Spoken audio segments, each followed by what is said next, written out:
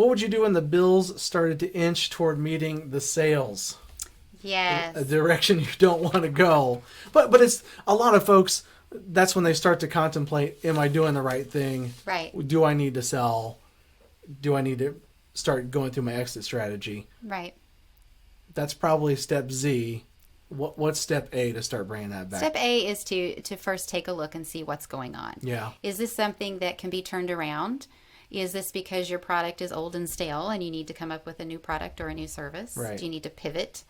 Change is part of business. You can't keep doing the same thing forever and ever and ever and expect it to always be profitable. There's too much change in the world, especially with technology these days. Right. So I think the first step is just to get with your advisors, your people that you've surrounded you with early on, because you know this now because you've listened to this podcast. You did. You're halfway through it now. You're doing good. And so once you've done that, then you rely on them to say, okay, let's look at my finances. Do I need to just improve cash flow?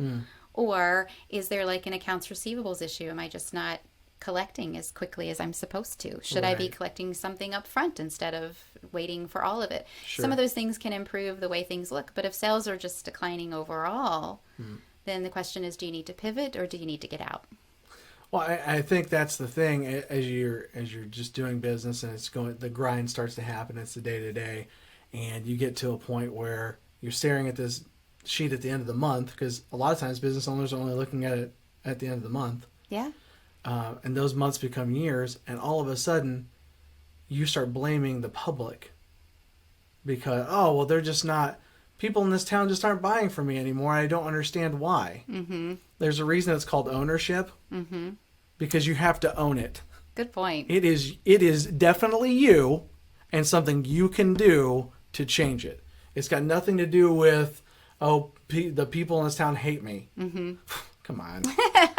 There's too many people in most towns, and if enough people in your town hate you and it's a small town, you probably should do something. You probably should let me know. We'll get the business going. But I think that's an excellent point. You have to stay relevant one way or the other. Yeah.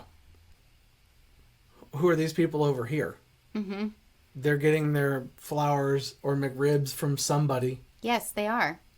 It's not you, so why not you? Right. So those are the things you can start to ask your current customers. Mm-hmm. Hey, what's your favorite thing about this place? Mm-hmm.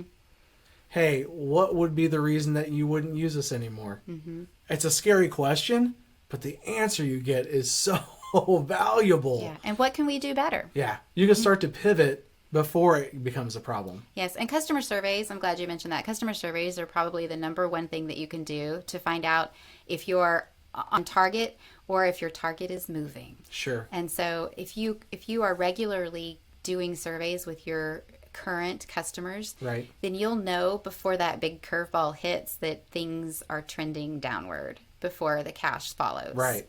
Like, yeah, well, I wish you kind of had this, but I went ahead and bought that. When you start to hear things like this, that means it's time for you to start upping your game. For sure. Mm-hmm. So as far as the surveys and trying to get people to do that, most people, remember, don't care if there's nothing in it for them. Mm-hmm. You get that because you're the same way, because everyone is. That's called people. Mm-hmm. So at the same time, though, when you start to give them 5% off or whatever you're going to do to get said answers, it also skews your answers because they feel like you've done something for them.